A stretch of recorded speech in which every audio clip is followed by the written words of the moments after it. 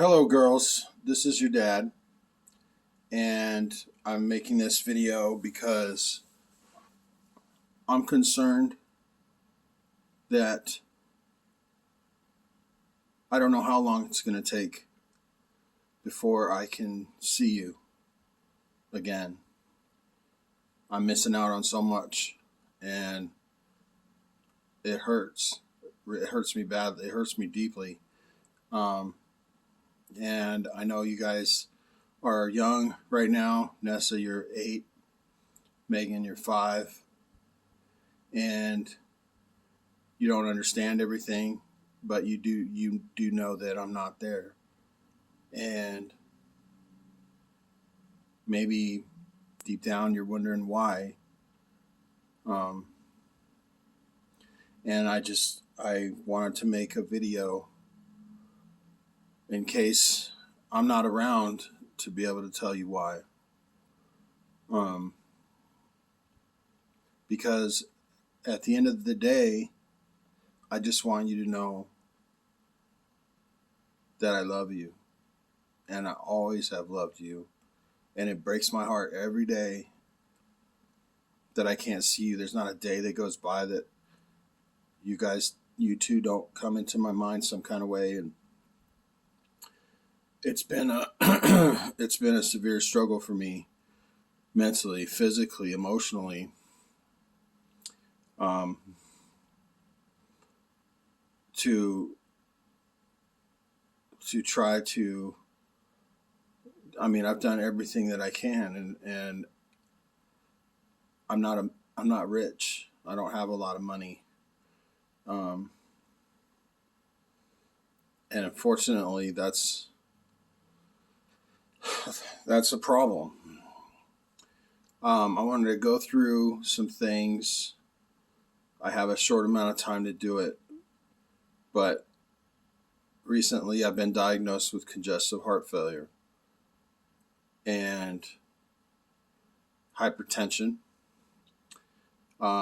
aggravated by a severe obstructive sleep apnea. My sleep apnea has caused the left side of my heart to grow oversized because it's trying to make up for the right side of my heart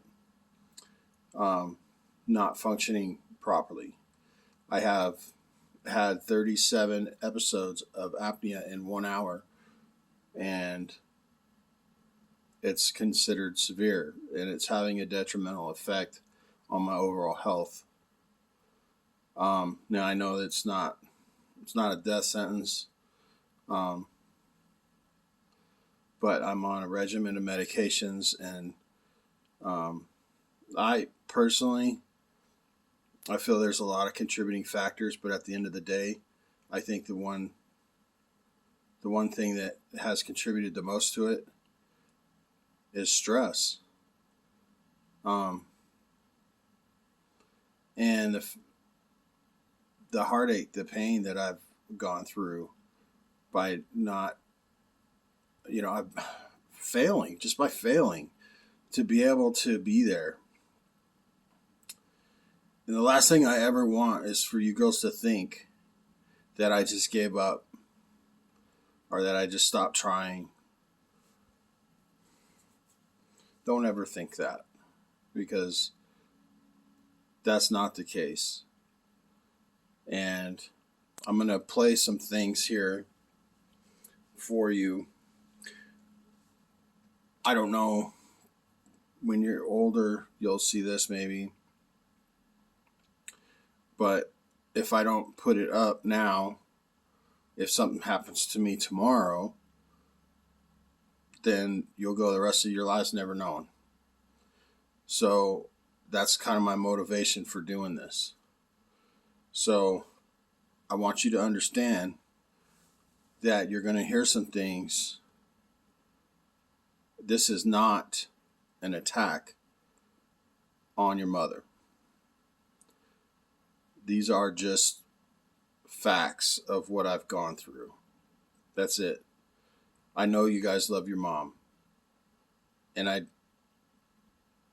love you enough to respect that relationship, as hard as it is for me, because there is no love in my heart for her. None. But I don't want to get off on that note. What I want to do is I'm just going to play some things and I'm going to kind of take you through what I've had to go through. Now, there's other videos in my channel here that you can go and look at where you can see pictures of the house that you guys lived in, that we all lived in together. You can see pictures of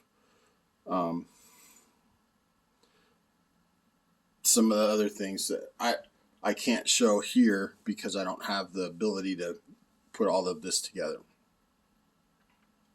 This is really just going to be a bunch of audio clips with me telling you where this audio clip is coming from. So the first thing I want to say is where it all started. Okay, July 26, 2017. Your mother and I had been fighting or whatever. There had been a lot of things going on, and I fell off the wagon. I got high a few times, and unbeknownst to me, it was the reason that your mother decided to leave. At least that's what she told everyone. But she had been trying to get back to the East Coast for years before this all started. So I became sort of the scapegoat. Never once did anything that I do interfere with my ability to take care of you girls. It didn't interfere with my emotions and my feelings for you. I'd still play with you every day. I still come home while your mom was at work, and I'd cook dinner and I'd give you baths, and I know you guys remember this stuff. I know you do. And I know I haven't always made the best decisions in life. But one thing that I know, despite all of that, is I've never stopped loving you. Ever. And I won't stop until my last breath. And maybe even in the afterlife. I don't know. We'll see what happens. But I just want you to know that. Okay, before I play any of this stuff. So while I was at work, I don't know what happened with you girls. I don't know exactly how it all went down, but I got a text message saying that, from your mom, saying that we were done, not to not try to find you guys. And I raced home. It took me 40 minutes to get home from work. And the door was open to the house, and the house was empty.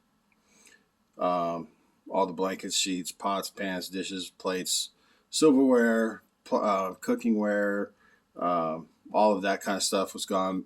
All the clothes were gone. All the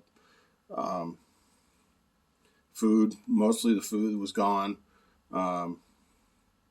But above all else, you guys were gone. When I walked in the door, it was like I got robbed. And it was like walking into a house where finding out I got robbed, and they took two of the most precious things that I have ever known in my life, and that is you two. I couldn't deal with it at the moment. It was too much to deal with emotionally.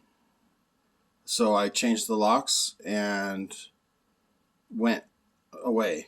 I stayed away, stayed gone for a couple of days until I felt that I was ready to come back and deal with that situation. I had to be able to clean the house and go into your room, and I found items on the floor, things that I wanted to keep, things that I still have to this day. took pictures of things that I knew were going to get painted over. Your room, the measurements on the wall where we used to measure